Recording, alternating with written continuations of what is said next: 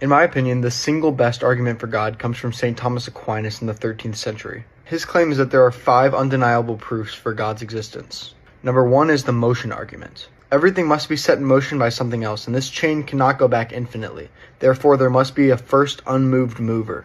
A great example is dominoes, which can't start falling on their own unless something outside pushes them. Second is the causation argument. Everything in the universe has a cause, but causes cannot go back forever because then nothing would have started.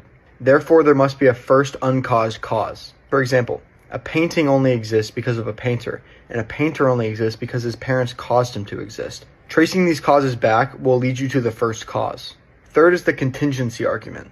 Everything in the universe is contingent, which means that its existence relies on the existence of something else. Since things exist, that means that there must have been something first to exist. This first thing to exist is known as the necessary being, which has always existed to sustain everything. For example, a house depends on a builder who depend on materials, which depends on nature, and ultimately a necessary being. Fourth is the degrees of perfection argument. We judge things based on whether they're more or less good, true, or perfect. By that logic, there must be a greatest standard, something that is all of goodness, all of truth, all of perfection. The last argument is the intelligent design argument. Nature follows patterns and laws, even though non-intelligent beings like planets or DNA cannot direct themselves. This suggests that there is an intelligent designer that created and is guiding these things. For example, a watch is way too complex to have just randomly assembled itself. The same logic implies that the universe is way too orderly to be random.